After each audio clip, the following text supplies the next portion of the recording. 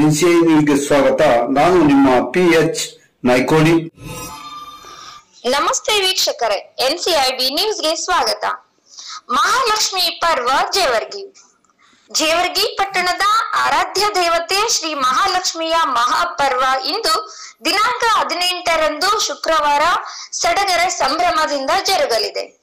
ರಾಷ್ಟ್ರೀಯ ಹೆದ್ದಾರಿ 50ರ ಕೃಷಿ ವಿಜ್ಞಾನ ಕೇಂದ್ರದ ಹತ್ತಿರ ಇರುವ ಮಹಾಲಕ್ಷ್ಮಿ ಮಂದಿರದಲ್ಲಿ ಪ್ರತಿ ವರ್ಷದಂತೆ ಈ ವರ್ಷ ಆಷಾಢ ಮಾಸದಲ್ಲಿ ಮಹಾಲಕ್ಷ್ಮಿ ಪರ್ವ ಆಚರಿಸಲಾಗುತ್ತಿದ್ದು, ಎಲ್ಲರೂ ಜಾತಿ ಮತ ಭೇದವಿಲ್ಲದೆ ಸರ್ವ ಜನಾಂಗದವರು ಅತ್ಯಂತ ಶ್ರದ್ಧೆಯಿಂದ ಪರ್ವದಲ್ಲಿ ಭಾಗವಹಿಸುತ್ತಾರೆ.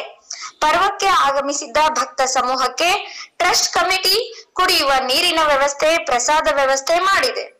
ಶುಕ್ರವಾರ ರಾಷ್ಟ್ರೀಯ ಹೆದ್ದಾರಿಯಿಂದ ದೇವಸ್ಥಾನಕ್ಕೆ ತೆರಳುವ ರಸ್ತೆಗೆ ವಾಹನಗಳ ಪ್ರವೇಶ ನಿಷೇಧಿಸಲಾಗಿದ್ದು, ಕಾಲ್ನಡಿಗೆಯ ಮೂಲಕ ಭಕ್ತರು ಸಾಗಿ ದೇವಿ ದರ್ಶನ ಪಡೆಯಬೇಕು.